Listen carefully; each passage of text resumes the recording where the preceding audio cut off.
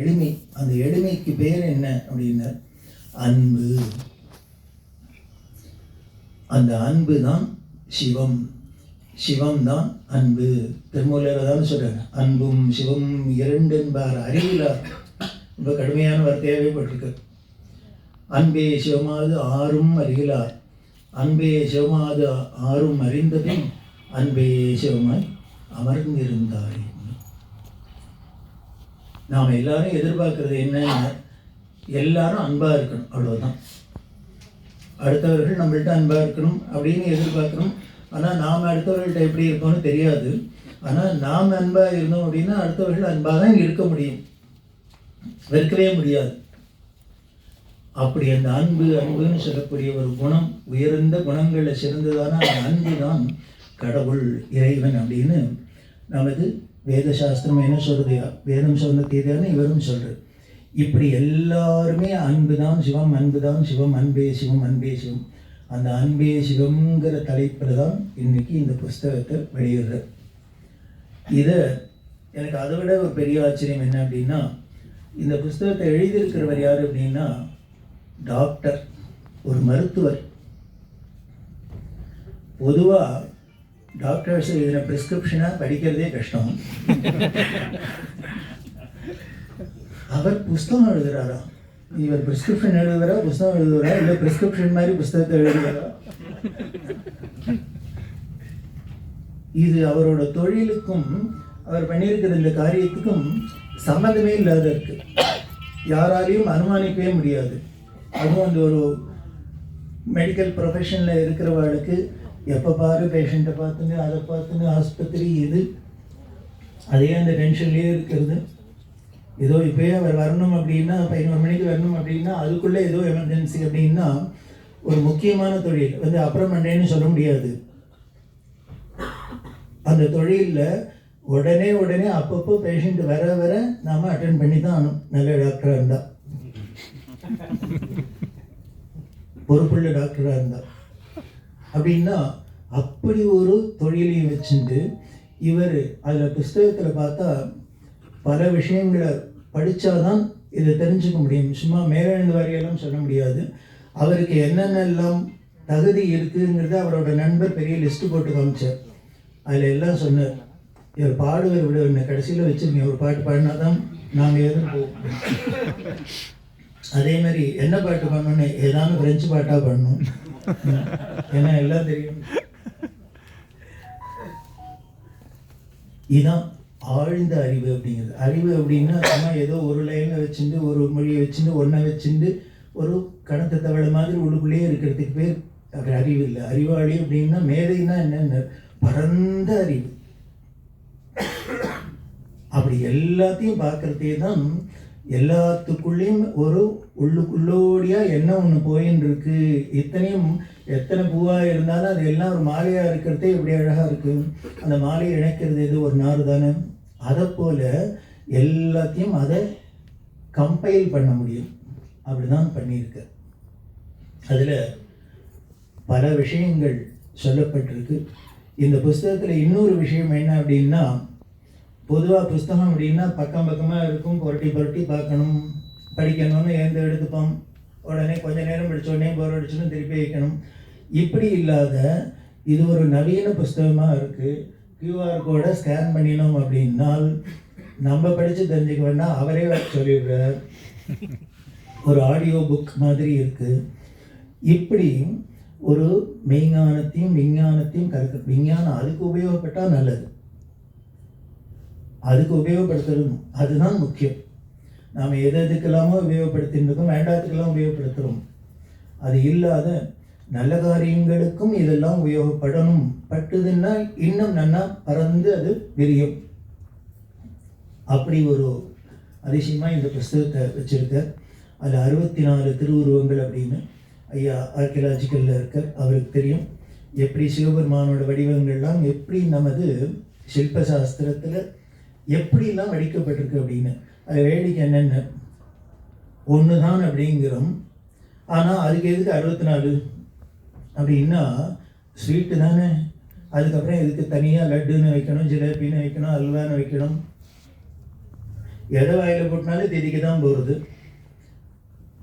ஆனாலும் ஒருத்தர் என்ன சொன்ன, எனக்கு அல்வாவே பிடிக்காது, ஒருத்தர் ஜிலேபியை தான் பிடிக்கும், ஒருத்தர் லட்டையை தான் பிடிக்கும் அப்படின்னா, யாருக்கு எதை பிடிச்சாலும் சரி, எதை வாயில் போட்டுனாலும் என்னமோ அனுபவிக்க போகிறது இனிப்புங்கிற ஒன்று சுவைக்க போகிற அவ்வளோதானே வெளிய அனுபவம் ஒன்றா தான் இருக்க போகிறது. ஆனால் அனுபவிக்கிற வழிகள் பலதாக இருக்கலாம். காரணம் என்னென்ன, லோகோ பின்ன ருச்சி, உலகம் இனிமேல் ஒரு வீட்டில் இருக்கிற 4 பேருக்கே ஒருத்தருக்கு வெண்டைக்காய் கறி பிடிச்சா ஒருத்தருக்கு பிடிக்கல, அப்பாவுக்கு பிடிக்கிறது பிள்ளைக்கு பிடிக்கல, பிள்ளைக்கு பிடிக்கிறது அம்மாவுக்கு பிடிக்கல அப்படின்னா 4 பேர் இருக்கிற வீட்டுக்குள்ளேயே இத்தனை டிஃப்ரென்ஸ் ஆஃப் ஒப்பீனியன், இவ்வளவு டேஸ்ட் மாறுதுன்னா இத்தனை கோடானு கோடி ஜனங்கள் இருக்கிற ஒரு நாட்டில் இனிமே உலகத்தில் எத்தனை ருச்சி இருக்கும். அப்போ அத்தனை ருச்சிக்கும் நானுமே ஒன்றா தான் இருப்பேன், நான் உருவத்தோடு தான் இருப்பேன், உருவம் எடுக்க முடியாது அப்படின்னா அப்புறம் ஆமணிக்குட்டன்னா என்ன அர்த்தம்? சர்வசக்தன் அப்படின்னா அது உருவம் இல்லாத இருந்தாலும் இருக்கும், உருவத்தோட வேணும்னாலும் இருக்கும். ஒன்றா இல்லை, என்ன 64ஆவா, என்ன 640ஆவா, எத்தனை வாங்கினாலும் வரணும். அதுக்கெல்லாம் யோகிதை இருந்ததுன்னா நீ கடவுள், இல்லை அப்படின்னா எல்லாரும் முடியாதுப்பா அப்படின்னா அதுக்கு சர்வசக்தன் நாம் நீ போட்டேன்னு சொல்கிற வார்த்தையே தப்பாயிடும். வேதமே அப்படிதான் சொல்லுது.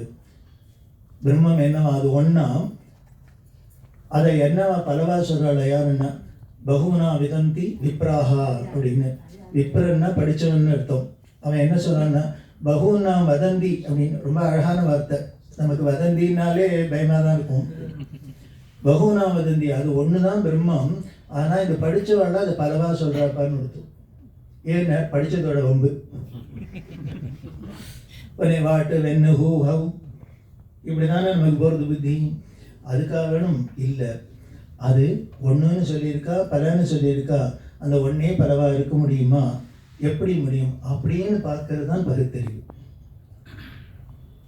அதைத்தான் நமக்கு பல வடிவங்கள். அதனால தான் நமது இந்த ஆகம சாஸ்திரங்களில் சில்ப சாஸ்திரங்கள்லாம் பலவிதமாக நமக்கு காமிச்சிருக்கிறதுக்கு காரணம் என்ன அப்படின்னா, ஒவ்வொருத்தருக்கும் ஒன்றில் போய் மனசு லயிக்கும்.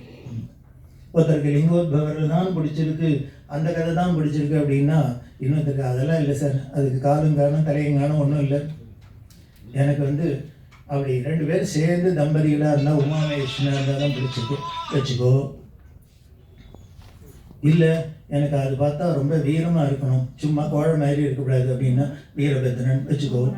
யாருக்கு என்ன பிடிக்கிறதோ, என் மனசு எங்கே ஒட்டுறதோ, இயற்கையாக எனக்கு எங்கே போய் விழறதோ அதில் நிற்கிறது. அதுக்காக தானே இத்தனை பல வடிவங்கள். அதனால் பல வடிவத்தில் இருந்தாலும் உள்ளுக்குள்ளே இருக்கிற தத்துவம் ஒன்று தான். அதைத்தான் நமக்கு இந்த சில்ப சாஸ்திரங்கள் கோவில்லாம் சொல்லியிருக்கு. இதுதான் நமது கலாச்சாரம், பண்பாடு.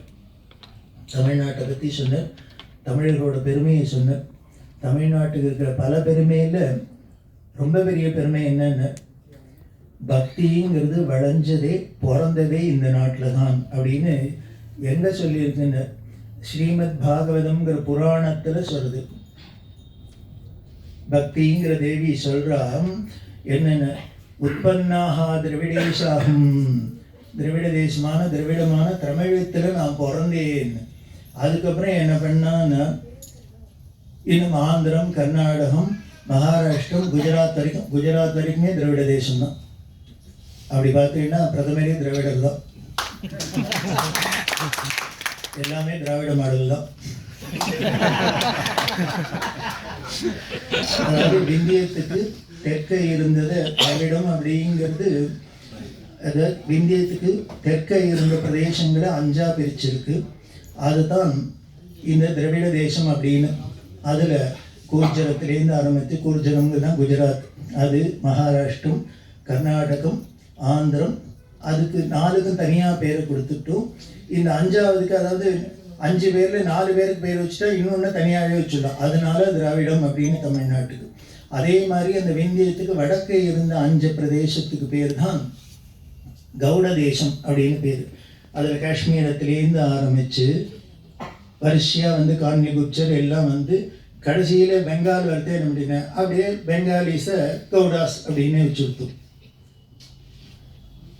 தனியாக பேர் கொடுக்கணுங்கிற அவசியம் இல்லைன்னு. அப்படி இப்படி பார்த்தீங்கன்னா இது திராவிட தேசம். இந்த திராவிட தேசத்தில் அதுவும் தமிழ்நாட்டில் தான் நான் பிறந்தேன் அப்படின்னு யார் சொல்கிறா, பக்தியே சொல்கிறா. அப்படி பிறந்த என்ன இந்த மற்ற தேசத்தில் இனிமே கர்நாடகத்தில், ஆந்திரத்தில், குஜராத்தில், மகாராஷ்டிரா என்ன கொழு கொழுன்னு வளர்த்தான் அப்படின்னு சொல்கிறது அப்படின்னா, இது சொன்னது வேதவியாசர். அவருக்கு ஒன்றும் பொய் சொல்லணுங்கிற அவசியம் இல்லை. இல்லை 18 புராணம் எழுதினா அவருக்கு யாரோ அவார்டு கொடுக்குறோங்கிறதுக்காகவும் எழுதலை. அப்படி வந்திருக்குன்னா அதோட பெருமை என்ன அப்படின்னா, காஞ்சி பெரியவர் தெய்வத்தின் குரலில் சொல்ல பார்த்தாக்க, இனிமேல் உலகத்திலே எந்த நாட்டில் கோவில்லாம் ஜாஸ்தி இருக்குன்னா இந்தியாவில் தான்னு சொல்லியிருந்தான். இந்த இந்தியாவிலையும் இருக்கிறதுலே எந்த மாநிலத்தில் ரொம்ப கோவில் இருக்குன்னா தமிழ்நாட்டில் தான். அப்படின்னா இங்கே பக்திங்கிறத எங்கேயும் இம்போர்ட் பண்ணதாக இருக்க முடியும்? இருக்கவே முடியாது. இது ஒன்றே சாட்சி போகும். இங்கே இருக்கிற கோவில் மாதிரி வேற எங்கேயும் கிடையாது. இங்கே காசியில் விஸ்வநாதர் கோவில் இருக்கலாம், எங்கே வேணால் இருக்கலாம். ஆனால் இன்னுமே இது மாதிரி ஒரு பிரகதீஸ்வரர் கோவில் மாதிரியோ, இல்லை கங்கை கொண்ட சோழபுரம் மாதிரியோ, இல்லை எந்த கோவில் மாதிரி சிற்பக்கரையில் கை தேர்ந்திருக்க முடியும்?